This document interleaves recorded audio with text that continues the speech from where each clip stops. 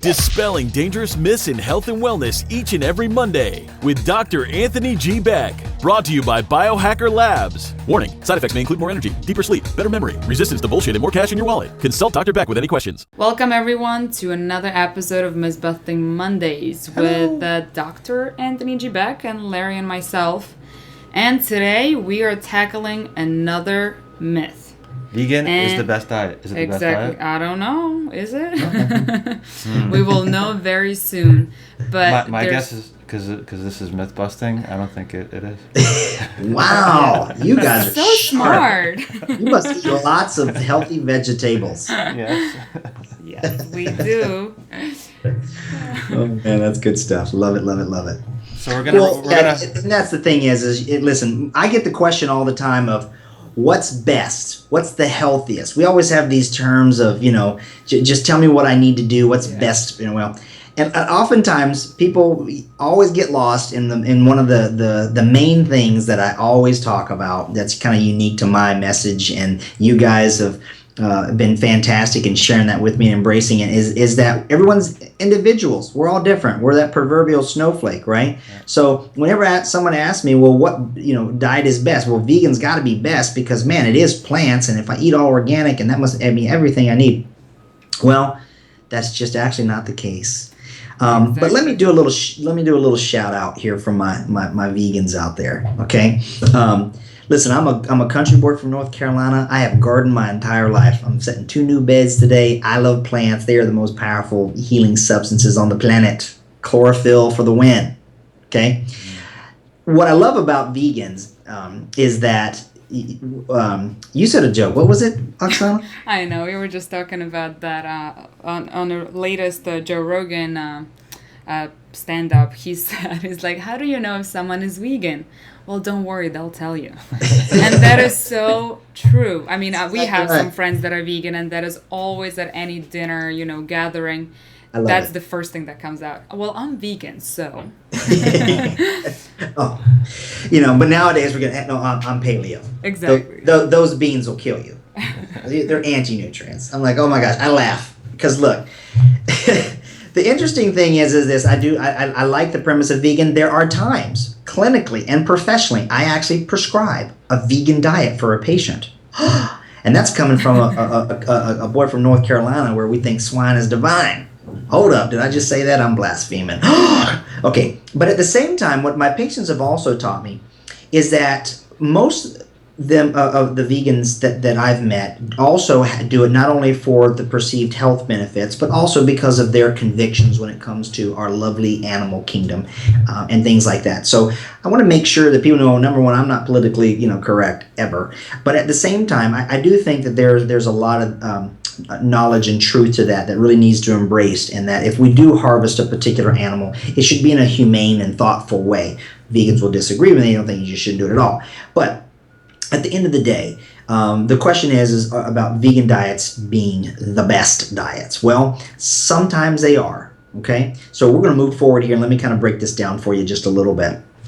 The thing is this. It's super, super important to also understand the compare and contrast, because what's got a lot of traction today is, of course, the primal movement, or eating like our ancestors, and, chasing the meat and all that kind of fun stuff. Well, so we're going to have to do one on is paleo the healthiest diet too, right? Well, yep. The thing is that, again, the answer to that question, or the determination of that, is gets lost, because what we're doing is we're not understanding the individual and the need. Remember, our diet. Okay. Remember, I've always said I don't really like the term diet. I like to talk about eating, the way in which we eat or we feed. Okay, because that's what we need to do. We can't exist or perpetuate life without it. We come out, and the first thing we need to do is get our grub on. Okay, we're not handed a carrot, but that's a different point. But the thing is this. I think that it's really also rational to understand that everyone's going to have a diet. Everyone's going to tell you a certain dogma, and they're going to want to back it up by studies and science, and what does the science tell us, and the literature, and all these coined terms. Well, the thing that they're all missing is you. Yeah, you. The person's actually listening to our voice right now. They don't know your genetics. They don't know your environmental inputs. They don't know what you have access to in foodstuffs. They don't know your knowledge base, your support base. They don't know your individual biochemistry, right? None of that is usually talking about. So we're gonna move forward with that being our focus as to answering this particular question. Okay. So when it comes down to it, I want people to also realize that what we're up against, because most people are always trying to leverage their particular thought process and then share that with others. Heck, that's what we're doing here, right? But the thing about it is, one of them that was one of the big leverages, it was almost kind of like the we told you so, was the China study. So we can't talk about all plant eating or vegan diets without talking about this, what's become almost scriptural. Well, what about the China study? They talked about the China study. Well, we don't have the forum to be able to go through all the absolute flaws in this particular study, because I actually do that as a hobby, is to actually go in and actually critique the quote-unquote science, if you will. And there was a particular lady on the internet that actually did an extremely good job on dissecting China study and all the flaws with it. But at the end of the day, remember this. It studied a certain population of people. Those population of people are not the people that are necessarily here in the United States, or those that are in Australia or in the UK, or I know we got a lot of listeners in a lot of different places. The point is this. I look at the China study and go, well, what it does is it makes my particular point is that it's all about the population of the people. And one particular group to the next is actually going to have a lot of different variables in place that are going to produce different reactions based upon that. In science and in scientific method, what we generally do is we take one variable, like say a drug, and we go, these people we give the drug, these we don't, and they don't know who it is. It's randomized, placebo controlled, blah, blah, blah, blah. Well, we can't do that with a diet, because we're not trying to determine are carrots healthy or not, or is rice healthy or not, or are oysters or piece of meat or kale. We're talking about a diet is a big spectrum of things. That now brings in so many variables, not to mention, if you're studying statistics, confounding variables, things that we don't know, right? And the interrelationships of foods. So again, it really comes down to, these are not clinical trials. They're observational studies. They gather data, and then based upon how you're wired, you will interpret that data. Mm-hmm. So the China study tends to do that. All right, so I just want to put that little plug in there for that, so people don't get confused by going, well, but it was a big book and it's a big study, and so they have to be right. Well, you weren't studied, right? Okay, if you're part of the China study and you turned out that's what you need to be eating is all veggies, well then get your veg on. Mm-hmm. Makes sense? All right, so let's keep going. So again, it's super important to always remember the individual. So what I talk about oftentimes here, and when I'm working with patients on a one-on-one, is you can get a lot of content. The internet, I call it the info space, loads of content. They even have a word out there in the marketing world, right, for the internet called, they say the phrase that content is king. You got to have stuff that people want to consume and they want to read them. You got to keep touching them and talking to them and build an environment, right? You guys probably heard all that. See, I'm like a whistleblower of what we. But the thing about it is, these are all the terms I had to learn this. Heck, I've been stuck in a medical office for 20 years. Now I'm actually out here on the internet talking to folks.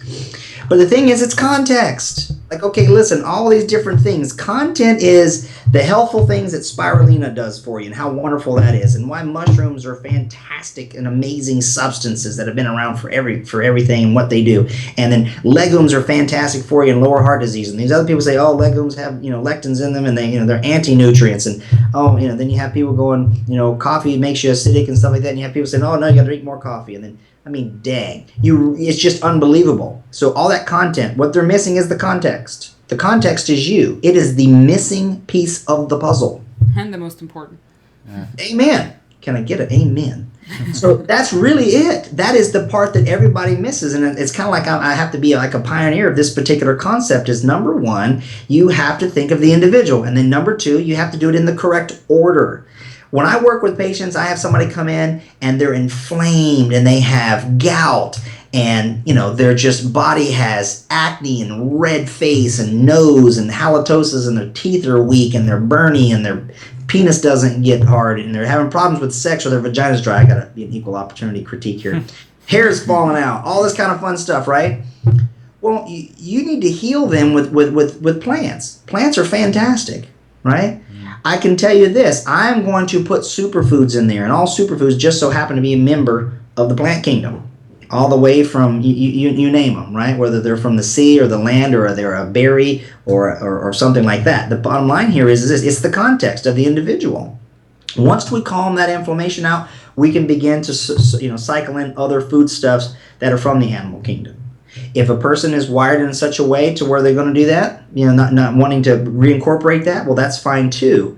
But here's the difference here. My point is, try to bring this around, is that there's a different diet that's needed for a different person at a different time, and it's not static. Looking at the human frame as much as that I have, all the way from the insides to the outsides, people say, well, we're designed to eat certain things. Well, that's a slippery slope. The point is this, here's what I found. I have found chronic disease residing in vegans and in chronic carnivorish, people try to be that, okay? All across the board. Diseases and chronic disease, microbes, allergens, they are an equal opportunity offender. Okay, so we have to take that in broad context of the individual. Okay, I have seen vegans have dynamic nutritional deficiencies and problems and hormonal imbalances. I've seen the same thing with people who eat paleo. Okay, but that's because, like for me, in imbalanced protocol, there is no balanced diet. That'd be great if there was, right? If I just called it the balanced diet. The thing is it's the individual has to be determined, and I do that based on having them tell me the story, and of course looking at biomarkers and functional labs. And I can tell you at this particular juncture in your life, this is what you might want to be increasing or decreasing in your eating. Does that make sense? Context. And it seems like this myth is kind of subjectively busted, because you might need the vegan diet at certain times. Oh, sure. And then another time you may not need it. So it really depends on where you're at, and the only way to really know is through testing, right? There's no other way. It. Yeah. That's the ultimate way. I mean, yeah, we can do the N=1 experiment and try and do the elimination diet and add and take away. Uh-huh. And that's a viable method, okay? But at the end of the thing, if you don't monitor, measure something, you can't monitor it, right? You have to take a look at it. That's like when we go to our docs, we're going to take a look, and we're going to look in your eyes, ears, nose, and throat. We're going to look at your blood pressure, and we're going to talk about these different things. Yeah. And as you have certain complaints, that's it. It's one of those kind of deals where measuring is really super important if you ultimately want to know. Yeah, and hey, the technology is here for you to be able to take these snapshots of your health and see what's going on, and see whether you need to calibrate one way or the other. So that's it. Why not take advantage of it? Keep moving. Amen. You got to get it. So, there's a lot of folks out there in the info space talking about different things, okay? But what I want to share with you is kind of a little difference in our perspective here, is that this is actually a picture of an old book, anatomy and physiology kind of thing, in a little text, where the actual student drew out the actual shapes of all the different stomachs that the cadavers had. Well, for those of you who are just listening and not looking, what we're seeing here is about, 15 or 20 different diagrams here of different shaped stomachs. So most of us, if we look at an anatomy physiology book, we pull something up, we all have that same, J-shaped stomach bellow kind of thing, right? Mm-hmm. Well, our stomachs don't look like that. I've cut open, dead bodies too, and I'm gonna tell you, all the organs do not look the same. We know that that's a stomach, and it's relative. We know where it is based on its location, fun stuff. But the shapes are different. So the shapes being different means that we're going to handle different foods. So when people start saying, well, we're built to eat more meat, or we're built to whatever, and they start going off in that particular direction, I'm going to say, listen, you don't know what shape your stomach is. You don't know what your tubing and what your inner tube is like. If you have a smaller stomach or a larger stomach, different kinks and things like that, it's more than just the biological or the chemical reactions of enzymes and acids and fun stuff like that. There is a physiological portion to it. There's some people who structurally can't process certain types of foods. No, the blood type is not the variable of it. We can probably talk about that another time. But in other words, we have different stomachs. We're different folks. And it really comes down to, if you don't know how you're shaped or the different things like that in yourself, you're never going to be able to determine what's best for you. We can do that by measuring the body's metabolism. We have markers to know. Plus, we filter that through the patient's unique story and then make adjustments there. Make sense? Yeah, I've heard people say like, our digestive tract wasn't meant to digest meat, and that's an argument that they use to kind of lean towards the vegan vegetarian diet. I find that to be dynamically false. We're perfectly built to consume fleshes. As creepy as that sounds, let's just call it like it is, right? And it's not because I'm a selective omnivore. It's because we really can. We can do it. There's a tremendous amount of health benefit from organ meats to flesh to even skin of animals and fun stuff like that. There really is, even their bones. That's a false narrative. So if it's either okay, believe them or believe me. It's like, you get pulled over by a cop. Who do you believe? Who gets to say? So then we go to the science and the literature. Well, it's not in there either. Again, there's observational studies. There's no conclusive scientific across the board position paper on that fact. Same thing like when it comes to the flip side. There are some people that say, well, we're supposed to eat more meat and we really aren't supposed to eat all these plants. Well, that's not true either. Okay, I'm going to tell you what I'm going to go on, and you can check my math. Don't believe me just because I'm passionate about what I'm saying. But 20 years, tens of thousands of patients, looking at them as individuals, not just a pill for every ill, drugs and surgery type model. That's not what I've done. In functional medicine, we take a look and we focus on function. And so for me, I can attest this. Chronic disease exists in all spectrums, like I said earlier. But what I have found, the central place is a place of balance right in the middle. Having a mixed diet with additional help and increase in certain things based upon a person's biochemistry and their epigenetics that we can identify. Some people are poor methylators, so they're going to need more plants, green leafy vegetables, et cetera, right? Some people have different systems. They can't handle 6 ounces of meat, but they can handle 4. Some people can do dairy, some people can't. So there's no blanket one size fits all. Yeah. Ooh, what an earth-shattering thing. Yeah, that's sound advice, and it's refreshing to hear, to be quite frank. Cool. All right, so let's keep going here. I think that people, when they turn off the dogma, they'll really get it. There's a population on this planet that is just so beautiful, loving, and diverse. We have males and females, we have different nationalities, structures, sizes, just all the different, fantastic, shapes, colors, and personalities, right? Ethnic, food sources, right? So somebody who's down in the Amazon is not going to eat the same thing as eating on the Louisiana bayou, right? Even though they might seem similar, okay? The foodstuffs and really comes down to where is our well-being? And I use the term well-being, not just health or wellness. I'm talking well-being. In other words, it's also what's in your mindset. It's also, what's in your environment. Who are the people you are surrounded with? What's your unique story of love or maybe lack thereof? There's so much more. We know that there's a gut biome. There's a huge amount, just trillions of little helpers in there that also have to be taken into consideration. What's your, in the military we call it sit rep, right? What's your sit rep? What's going on in your tube? What are we working with?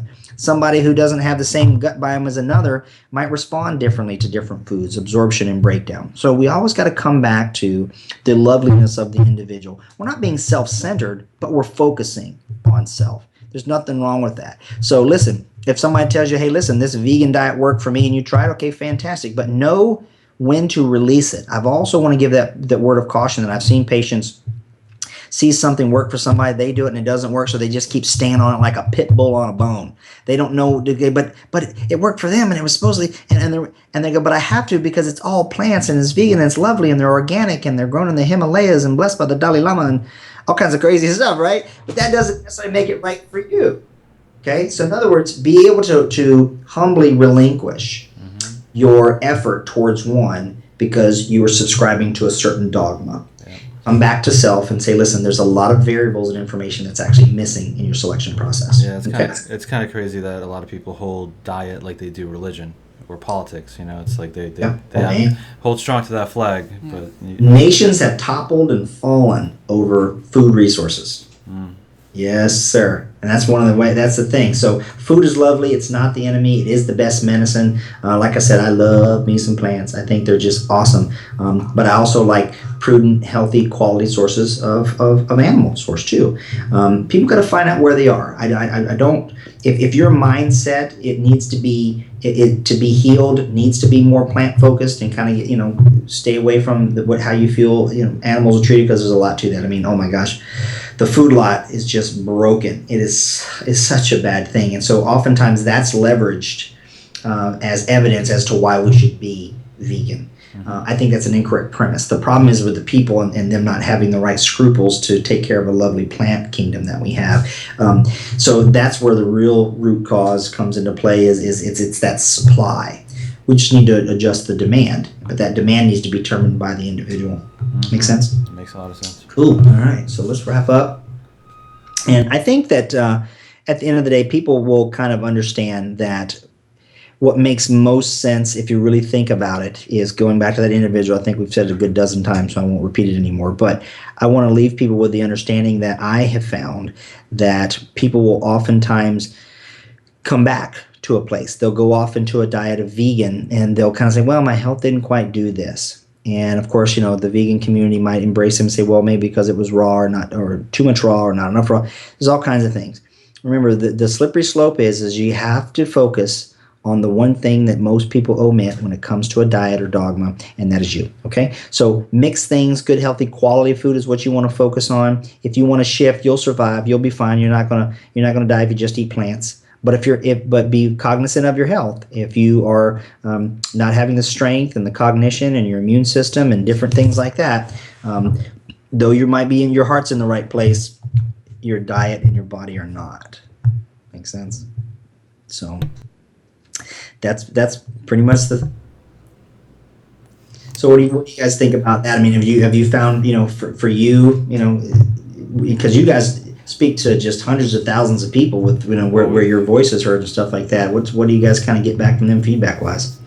Well, I can tell you that we've been in different camps. We've been in the raw food camp, the vegan camp. We've tried it all this way, that way, and it's the reason that we're loving your philosophy on this is because it really brings it back down to you, right? It's the science of you and what you should be eating based on your biology versus having some sort of protocol that you're stuck to or putting yourself into some sort of box and limiting yourself from achieving the health that you really deserve.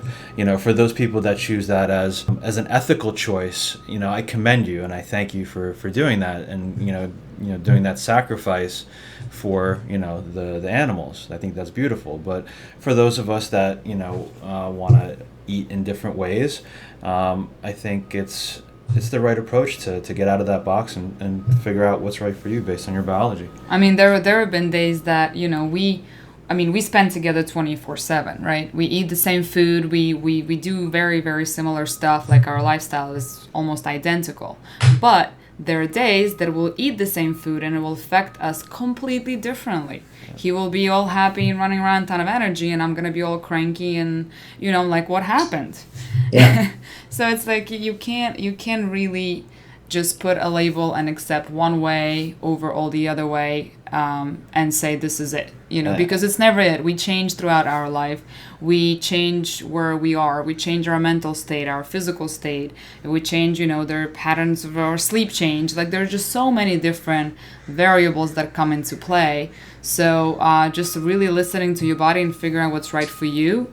And testing and figuring out where you're going, what are your goals, that is probably should be always the way. And we've had lots of friends that have gone down the road of raw food and vegan and have had some serious health challenges only to find out that it's their diet choices that were to blame. And most of the time that's the case. And we have seen that. And I've seen that also with the ones that kind of go a little bit more towards another dogma, like, say, paleo. I've seen that too. Absolutely. I think that's the thing is they're forgetting that they're a person. They're trying different stuff, but I just seem like, and I'll just say it again, is that if you decide to go in that particular route and you have to candidly and practice what I call a technique of ultimate admittance, say that this is not working, it's not manifesting for you at higher levels of well-being, take a look at what you're doing and be able to relinquish that and try something different. Mm-hmm. And if you need help, we're here to help. So that's all we have for this episode of Mythbusting Mondays, brought to you by Biohacker Labs. We're on a mission to open 1 million people's eyes to the real truth about health and optimal wellness. So please help us by sharing this podcast with family and friends. And together we can break free from all that noise and confusion and make the world a brighter place.